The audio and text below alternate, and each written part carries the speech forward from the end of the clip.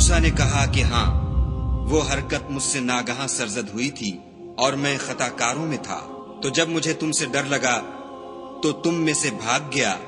پھر خدا نے مجھ کو نبوت و علم بخشا اور مجھے پیغمبروں میں سے کیا۔ اور کیا یہی احسان ہے جو آپ مجھ پر رکھتے ہیں کہ آپ نے بنی اسرائیل کو غلام بنا رکھا ہے؟ فرعون نے کہا کہ تمام جہان کا مالک کیا؟ کہا کہ آسمانوں اور زمین اور جو کچھ ان دونوں میں ہے سب کا مالک، بشرطے کہ تم لوگوں کو یقین ہو۔ فرعون نے اپنے اہالی موالی سے کہا کہ کیا تم سنتے نہیں؟ موسیٰ نے کہا کہ تمہارا اور تمہارے پہلے باپ دادا کا مالک۔ فرعون نے کہا کہ یہ پیغمبر جو تمہاری طرف بھیجا گیا ہے باولا ہے۔ موسیٰ نے کہا کہ مشرق اور مغرب اور جو کچھ ان دونوں میں ہے سب کا مالک، بشرطے کہ تم کو سمجھ ہو۔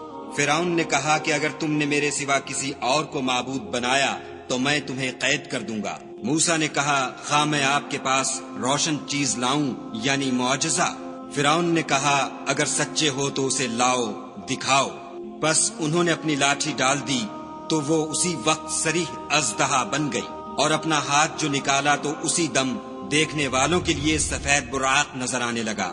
فرعون نے اپنے گرد کے سرداروں سے کہا کہ یہ تو کامل فن جادوگر ہے، چاہتا ہے کہ تم کو اپنے جادو کے زور سے تمہارے ملک سے نکال دے، تو تمہاری کیا رائے ہے؟ انہوں نے کہا کہ اس کے اور اس کے بھائی کے بارے میں کچھ توقف کیجیے اور شہروں میں نقیب بھیج دیجیے کہ سب ماہر جادوگروں کو جمع کر کے آپ کے پاس لے آئیں۔